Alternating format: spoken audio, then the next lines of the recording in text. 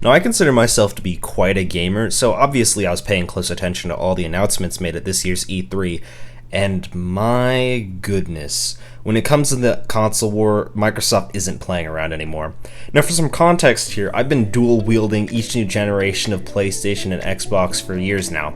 I'll usually either get the new PlayStation or Xbox and work my way up to buying the other console a year or two later. This first started off when I got the PlayStation 3 and then later got the Xbox 360, and while I had a great time with both consoles, I ultimately found myself spending more time on the Xbox 360. So when Sony and Microsoft began wheeling out their next generation of consoles, I thought to myself, well, I like the Xbox 360 more than I like the PlayStation 3, so surely I'll enjoy the Xbox One over the PlayStation 4, and I've never been more wrong about anything in my life. I think it's safe to say that Sony completely wiped the floor with Microsoft during the last generation of consoles. Like, there are definitely some good games on the Xbox One, but not enough to sell an entire console. Like, I love me some Quantum Break, but that's just not enough, you know? And compared to the PlayStation 4, the Xbox One's catalog of exclusive games is far smaller, and the quality of them is not nearly as impressive. And the Xbox One had some very notable disappointments, namely this giant pile of doo-doo. I think it goes without saying that Halo 5's campaign was not exactly impressive. Halo 5 was the first game that I ever played on the Xbox One, and as soon as I booted up that campaign, I knew I had made a mistake.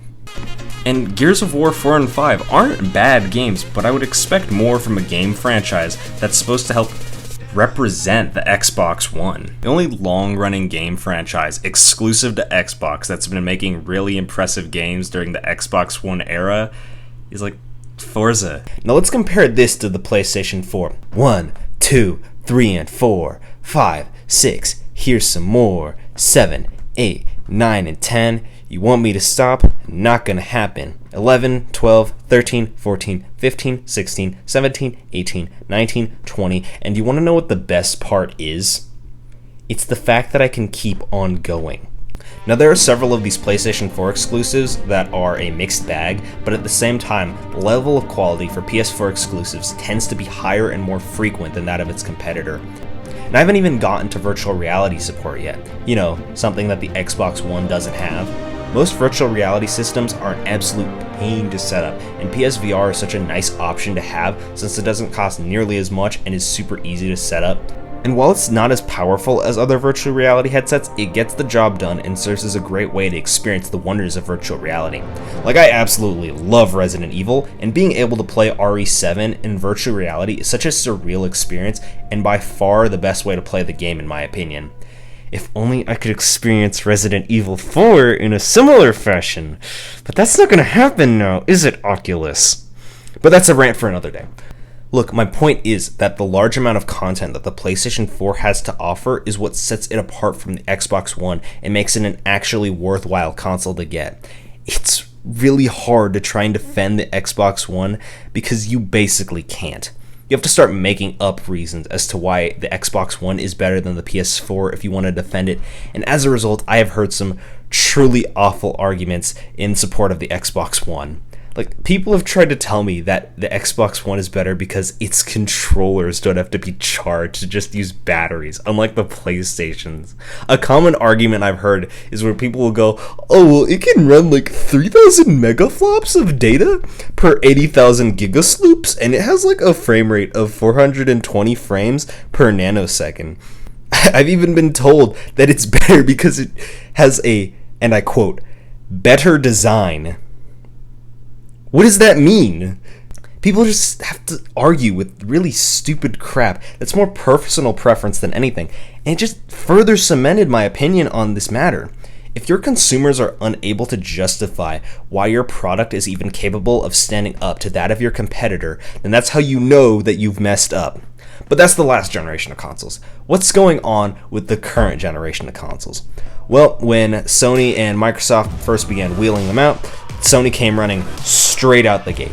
Boom, boom, boom, boom, boom, boom, boom. Sony was not playing around when it came to the new PS5. So what did Microsoft have coming to their console to rival the likes of the PlayStation 5? Nothing. Literally nothing. I'm not joking. It was actually kind of sad to watch. You know, the funny thing is that leading up to the release of both consoles, I received a lot of ads on YouTube for both the Xbox Series X and the PlayStation 5. But unlike the PlayStation 5, when I got ads for the Xbox Series X, they weren't specific to any one game. They would always just go along the lines of bigger, blacker, EA-er, the all-new Xbox fridge. Why should you buy this console? Because we have graphics that are like they're really nice, 4K, whatever it is, and the PlayStation 5 also has this too. But you know what we don't have that the PlayStation 5 does have? We don't have a single new game on this thing. That's right, baby. Oh, sorry, no, we do have Halo. Yeah, Halo's gonna be on this. Oh no, sorry, yeah, that just got delayed.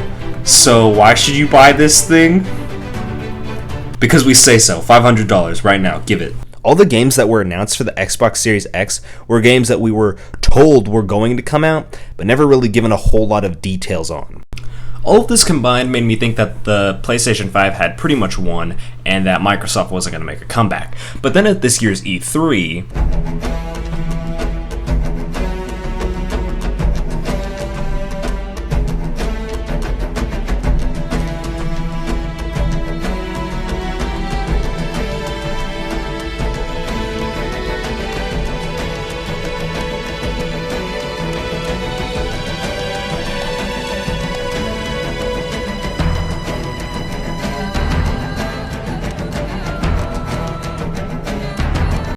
And honestly, there's probably some other stuff that I'm forgetting about. Xbox came back in a big way, and they're not playing around anymore. And the thing is that if we take a look at what the PS5 has right now versus what the Xbox Series X and S have promised us, then I might have a hard time justifying getting the PS5 over the new Xbox. Like, Demon's Souls, cool game, not enough to sell an entire console. Ratchet & Clank, very impressive game, but not enough to sell an entire console. Bugsnax. No idea what this game is, but it is not enough to sell a console. There's just not really enough on the PlayStation 5 to justify going from the PS4 to the PS5, but Halo? That's definitely enough to sell me on a console. Halo is the reason why the Xbox even exists to this day, and based off of what we've seen, this next one looks like it'll be promising. And if this game comes out and is good, that, along with the catalog of games we're being presented with, as well as Microsoft's very impressive Game Pass Ultimate, could end up making the Xbox Series X the superior console of this generation. However, it's not fair to count Sony out of this race, because we have also been promised several games by them that could end up turning the tide in the PS5's favor as well. But this video is not intended to declare a winner just yet. I just wanted to get my thoughts on the matter out there right now, but until we end up seeing the results each console produces, it's hard to say which one is actually superior. So for now, all we can do is wait. But there's one thing that we know for certain, and that's the fact that the Nintendo Switch is better than both of these consoles have any hope of ever being.